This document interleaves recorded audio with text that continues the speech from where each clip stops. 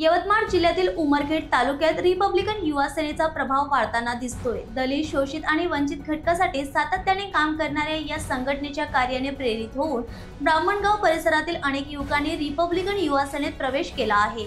यावेळी नवीन सर्कल पदाधिकाऱ्यांची ही घोषणा करण्यात आली। यवतमाळ जिल्ह्यात सामाजिक न्यायासाठी सातत्याने लढणाऱ्या रिपब्लिकन युवा सेनेच्या कार्यामुळे अनेक युवक आता या संघटनेशी जोडले जात आहेत।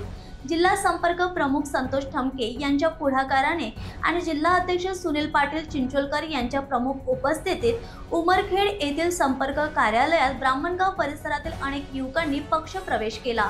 यावेळी परमेश्वर मिराशे यांची ब्राह्मणगाव सर्कल प्रमुखपदी तर दत्ता झांबरे यांची उप सर्कल प्रमुखपदी नियुक्ती करण्यात आली। गजानन बोडके यांची सर्कल सचिव, अक्षय पडघणे यांची सर्कल संघटक तर राहुल सावतकर यांची सहसंघटक म्हणून नेमणूक झाली। कार्यक्रमाचे प्रास्ताविक शहरा अध्यक्ष शुद्धोधन दिवेकर यांनी केले तर सूत्रसंचालन तालुका अध्यक्ष गौतम नवसागरे यांनी केले।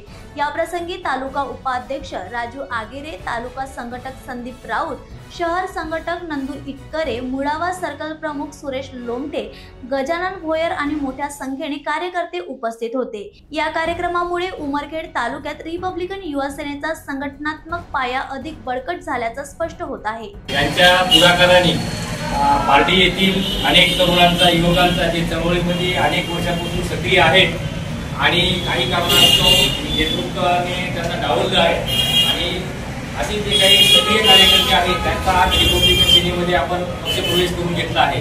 आणि योगायोगाची याच्यामध्ये योगाचा सुवर्णयोग असा की आपल्या हदगावचे तालुका अध्यक्ष महेंद्र धोंगरे साहेब आणि शहराध्यक्ष भोरे साहेब यांच्या उपस्थितीमध्ये हा कार्यक्रम पार पडलेला आहे। तरी येणाऱ्या पंचायत समिती, नगरपालिका आणि जिल्हा परिषद निवडणुका जसं की सरसुनानी आनंदराज आंबेडकर साहेब यांनी काल निश्चितद्वारे सर्व पदाधिकाऱ्यांना माहिती दिलेली आहे आणि सूचना दिलेली आहे की आपल्या इच्छुक कार्यकर्त्यांचा जो अहवाल आहे तो तात्काळ इच्छुक कार्यकर्त्यांचा अहवाल तो आपल्याला संबंधित तालुक्याचे तालुका अध्यक्ष तथा शहराध्यक्ष यांच्याकडे जमा करायचा आहे। तो आपल्या राष्ट्रीय सचिव कार्यालयाला जाईल आणि तिथून आपल्याला त्या पद्धतीची सत्तेमध्ये 10% ज्या करारानुसार युती झालेली आहे त्या प्रकारे आपल्याला आपल्या हक्काचा वाटा मिळणार आहे। तरी कुठेही कोणत्याही कार्यकर्त्यांनी संभ्रमित होऊ नये, कुणाचं काही ऐकून दिशाभूल होऊ नये आणि निराशामय वर्तनामध्ये जाऊ नये। आपल्याला सरसेनानी आंबेडकर साहेब यांचा वरदहस्त आहे आणि साहेबांच्या स्तरावरून या वाटाघाटी होत आहे।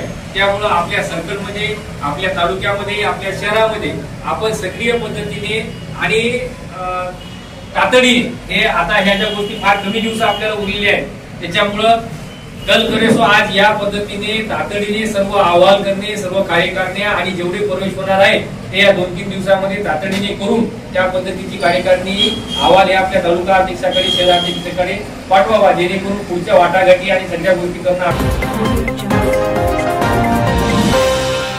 भंडारा के आगामी नगर परिषद चुनाव को देखते हुए मुख्य अधिकारी करण कुमार चौहान ने समस्त भंडारा वासियों से लोकतंत्र के इस पर्व में बड़ी संख्या में मतदान करने की अपील की है। उन्होंने कहा, मैं अपना हर काम छोड़कर सबसे पहले मतदान करूंगा। चौहान ने नागरिकों से आग्रह किया है कि वे अपने मताधिकार का उपयोग कर एक मजबूत और जनहितैषी नगर परिषद का निर्माण करें। नगर परिषद भंडारा की आगामी चुनाव प्रक्रिया को लेकर नागरिकों में अब उत्साह बढ़ता दिखाई दे रहा है।